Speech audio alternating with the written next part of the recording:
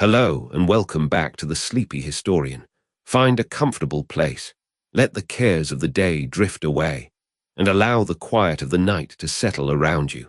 We are here to travel back in time, to let the echoes of the past tell us a story. Did you know that a Roman emperor's sister once tried to have him assassinated in a public theater? Not just for power, but perhaps out of a deep, festering jealousy over the woman who took her place. It's a story of a golden family turned to poison, a tale of ambition, betrayal, and a single, fumbled moment that plunged an empire into darkness. So close your eyes, take a slow, deep breath. And if you enjoy these journeys into the past, consider subscribing, so we can continue to explore these quiet corridors of history together. Now, let us travel to Rome, in the twilight of its golden age. Our story begins not with darkness, but with blinding light, with the promise of a glorious dawn. The year is 161 AD. The Roman Empire is at its zenith. A sprawling domain of peace and prosperity, guided by the steady hand of a man who was both emperor and philosopher, Marcus Aurelius. And in that year, a son was born to him, a boy named Lucius Aurelius Commodus. He was not just any imperial son. He was the first to be born in the purple, as they said. Born to a reigning emperor in over a century, he was the living embodiment of dynastic hope, the heir apparent to the greatest throne on earth. Imagine the weight of that expectation. From his first breath, Commodus was swaddled in the hopes of an empire. His father, Marcus Aurelius, was a man of profound discipline, duty, and stoic philosophy.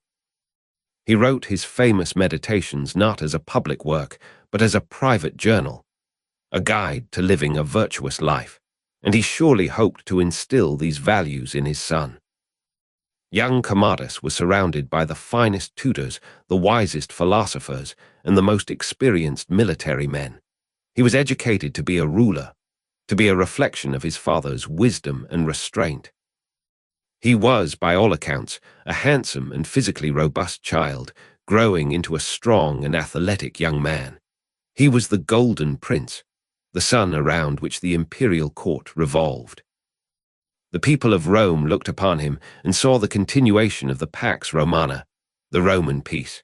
They saw a future as bright and stable as the marble temples that graced the Forum. But a court is a complex ecosystem, a world of subtle glances, whispered words, and carefully guarded hierarchies. And within this world, another powerful figure moved with practiced grace and undeniable authority. This was Commodus's elder sister, Annia Aurelia Galeria Lucilla. Or simply Lucilla. She was not merely the emperor's daughter. She was a political force in her own right. Born 13 years before Commodus, she had lived a life at the very center of power. At the tender age of 14, she was married to her father's co-emperor, Lucius Verus.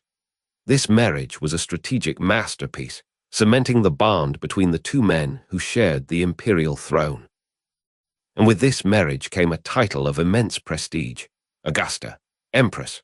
For years, Lucilla was the preeminent woman in the Roman Empire. She traveled with her husband on campaign, she received the adoration of the crowds, and her face was minted on coins circulated from Britain to Syria. She understood the theater of power, the importance of appearance, of precedence, of being seen and revered. She was proud, intelligent, and deeply ambitious. When her husband Lucius Verus died, she returned to Rome not as a diminished widow, but as a senior stateswoman, the daughter of one emperor and the widow of another.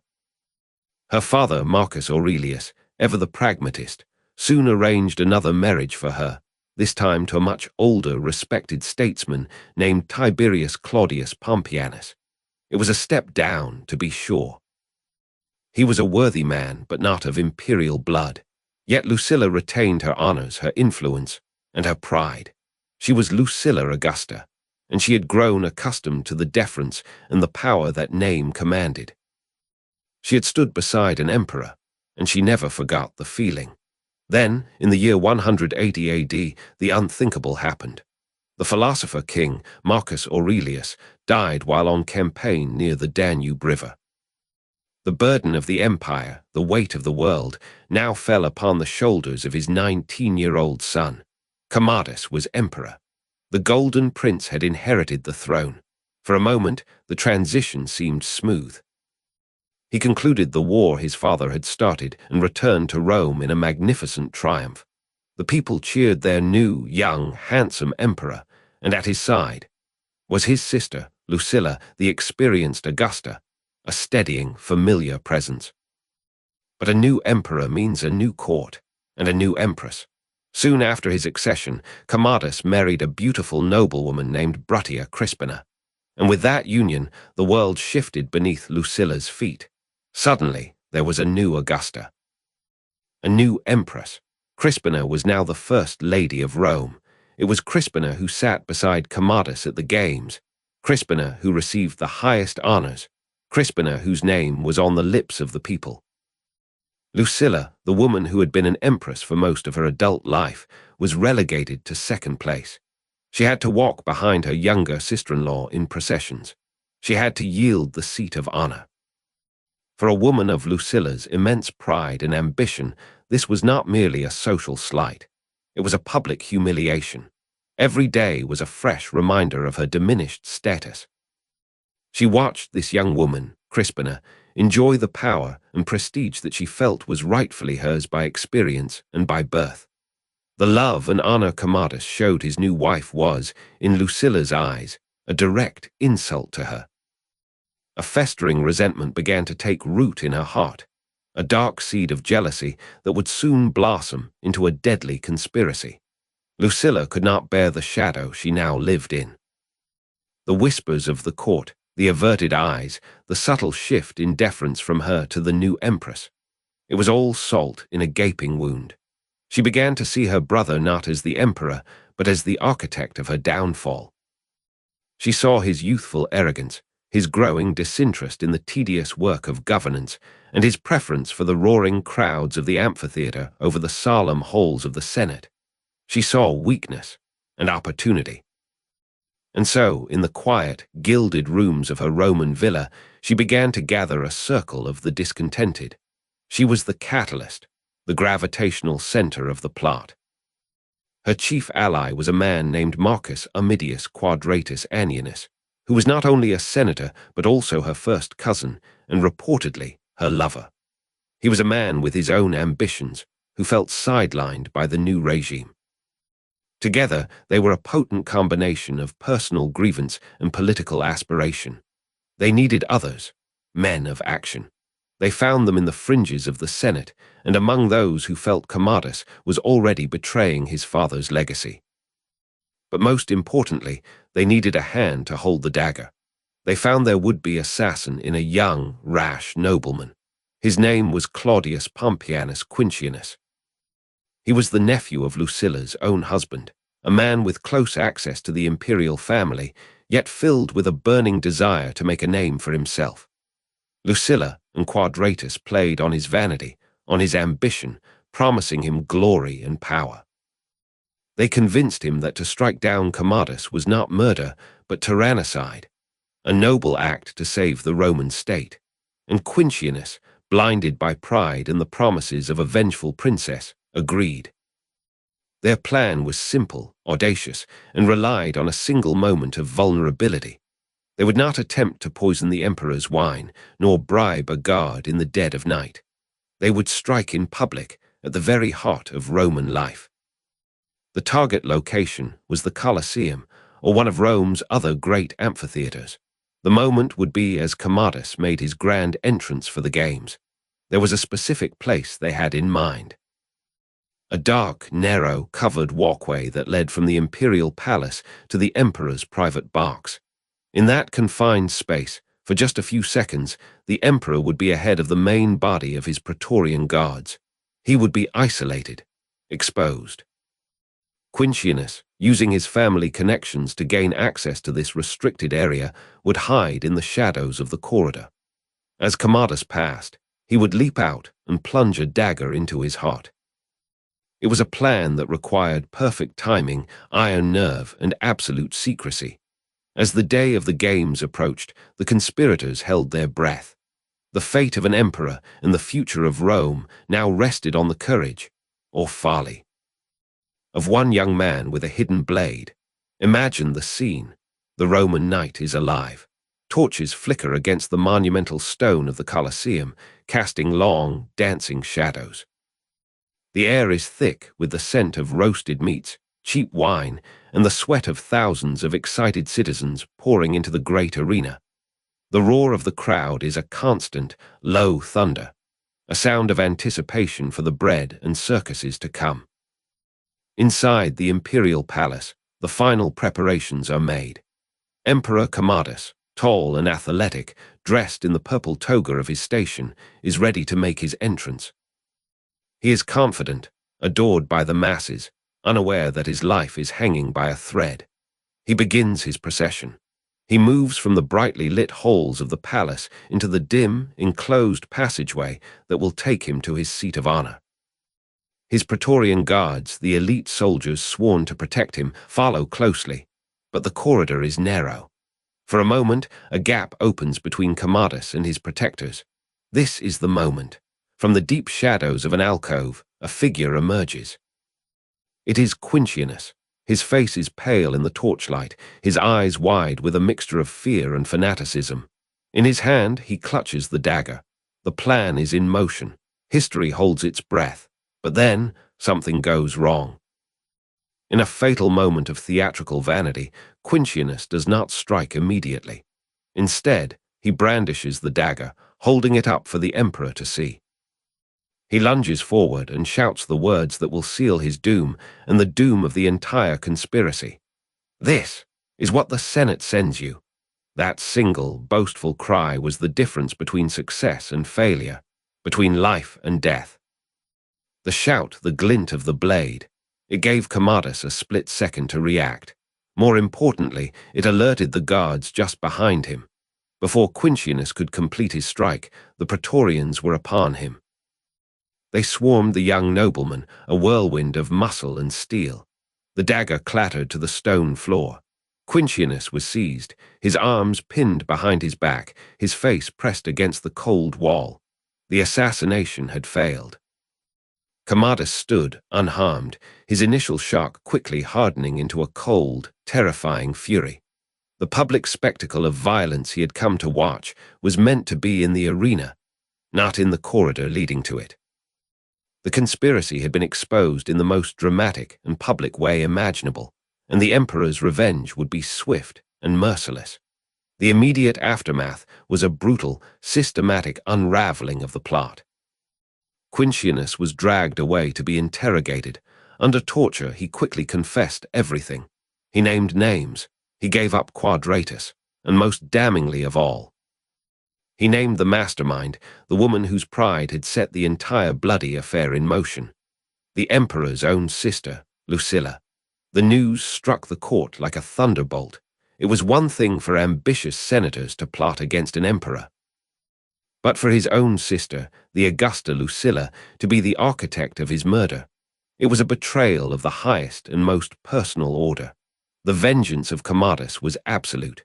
The conspirators were rounded up. Quadratus and the other leading men involved were executed without delay. There would be no trials, no pleas for mercy. The Senate, which Quintianus had so foolishly invoked, was now terrified. They fell over themselves to condemn the plotters and praise the emperor's divine salvation. But what was to be done with Lucilla? She was not just any noblewoman. She was the daughter of the deified Marcus Aurelius. To execute her outright was a step Commodus, at first, hesitated to take. Instead, he chose a punishment that was, for her, perhaps worse than a quick death. He stripped her of her wealth, her status, and her home. She was exiled to the remote, wind-swept island of Capri, a beautiful prison from which there was no escape. Her son, Pompeianus, from her second marriage, was exiled with her. The woman who had once commanded the adoration of the empire was now a prisoner, left to contemplate her failure on a lonely rock in the sea. But her exile was not to be the end of her story. After a year or two, the last vestiges of brotherly sentiment in Commodus evaporated. He sent an assassin to Capri, and there, far from the grandeur of Rome, Lucilla's ambitious and turbulent life was brought to a quiet, violent end. This failed conspiracy was more than just a palace drama. It was the moment the Golden Prince truly died, and the tyrant was born. The betrayal by his own sister shattered something within Commodus. It planted a seed of deep and abiding paranoia in his mind. He had always been arrogant, but now he became suspicious of everyone. He saw enemies in every shadow, assassins in every corner. His relationship with the Senate, already strained, was irrevocably broken. He believed, because of Quintianus's desperate cry, that the entire Senate had been in on the plot. He began a reign of terror, purging the Senate of anyone he suspected of disloyalty. Executions and confiscations of property became commonplace. The government, which his father had managed with such care, he now treated with contempt, outsourcing its duties to a series of corrupt favorites. Freed from the constraints of tradition and advice, Commodus retreated further and further into a world of his own making. He neglected the affairs of state to indulge his personal passions. His obsession was the arena. He trained as a gladiator, which was a scandalous disgrace for an emperor, a profession reserved for slaves and criminals. But Commodus did not care. He saw himself as a supreme physical specimen, a god among men. He would enter the arena and fight in carefully staged matches against terrified opponents or helpless animals. He demanded to be worshipped as a living god, taking on the name and attributes of Hercules. He would appear in public dressed in a lion-skin cloak, carrying a club, a grotesque parody of the mythical hero.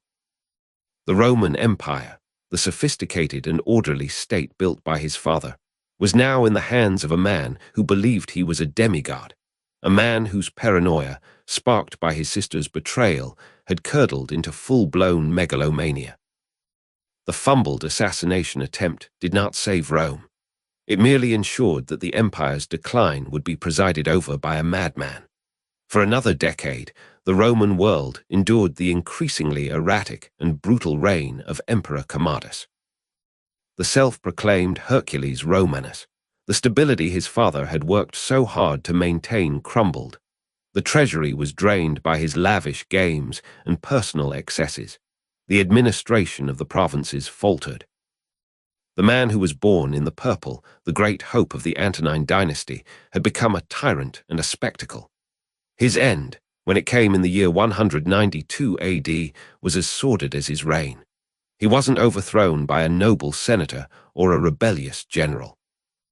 He was poisoned by his own mistress, Marcia, and then strangled in his bath by a wrestler named Narcissus, a conspiracy born not of grand political ambition, but of simple self-preservation by those closest to him. And so our story comes to a close. We are left in the quiet of the night, thinking of Lucilla on her island prison, of Quintianus and his fatal boast, and of Commodus, the golden prince whose fear and fury transformed him into a monster. It is a stark reminder of how personal emotions, jealousy, pride, and a sister's feeling of being cast aside, can become the catalysts for events that shape the course of history. A family's private tragedy became the empire's public nightmare. The love a new emperor showed his wife, and the honor he bestowed upon her, sparked a fire of resentment in his sister that, in the end, consumed them all, and helped to push the Roman world from its golden age into an era of iron and rust. Thank you for joining me on this journey tonight. I hope the story has given you something to dream about. May your rest be deep and peaceful, and may your dreams be filled with the distant, fascinating echoes of the past. Sleep well.